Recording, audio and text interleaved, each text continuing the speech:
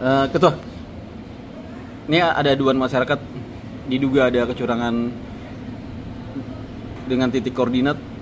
Komisi D melakukan apa nih di SMP 14? Dalam SPMB ya, SPMB ya, kemarin kita dapat informasi dari masyarakat, laporan lah atau aduan dari masyarakat terkait dengan ditemukannya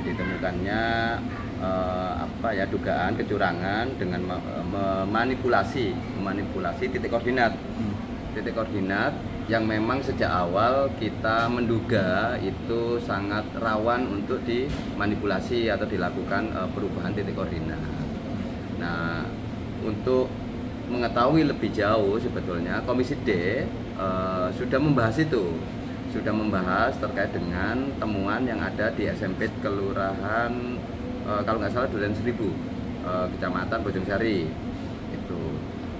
Nah, Komisi D akan terus memantau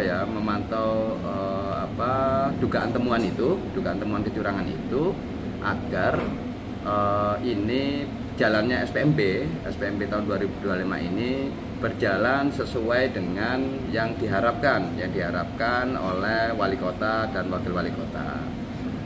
Saya meyakini kok kalau terutama Pak Wakil ya, Pak Chandra Ramansa, ketika mendengar informasi itu langsung melakukan cross check ke lapangan terkait dengan itu. Nah, ini kami saja yang belum mengupdate terkait dengan hal itu. Komisi D sebetulnya ada rencana untuk turun melakukan inspeksi ke sana, melihat data secara menyeluruh, jangan-jangan bukan hanya satu tapi banyak, atau tidak ada kecurangan sama sekali di sana, sehingga ini menambah trust masyarakat bahwa proses SPMP tahun 2025 ini berjalan transparan, berkeadilan, kemudian tanpa ada manipulasi, tanpa titip menitip dan jual beli bangku. Itu kan misi kita, misi wali kota dan wakil, kemudian dengan teman-teman di DPRD. Dengan adanya aduan masyarakat, Komisi D akan melakukan apa nih? Ya, setiap ada laporan atau pengaduan dari masyarakat, Komisi D selalu merespon itu. Hanya saja kita tidak reaksioner ya, tidak buru-buru untuk menjustifikasi apakah itu memang sebuah pelanggaran atau kecurangan sebelum kita benar-benar melakukan inspeksi.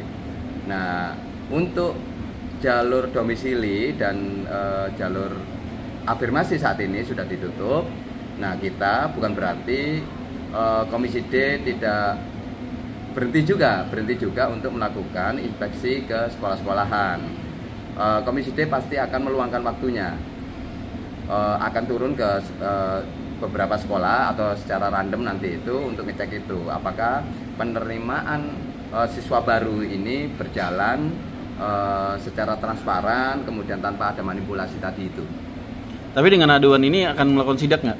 Iya, pasti karena jalur domisili dan jalur afirmasi sudah ditutup, maka masih ada proses penerimaan untuk jalur prestasi. Nah, jalur prestasi ini Komisi D terutama saya tetap akan memasang layar lebar-lebar agar bisa melakukan pengawasan terhadap jalannya penerimaan murid baru melalui jalur prestasi.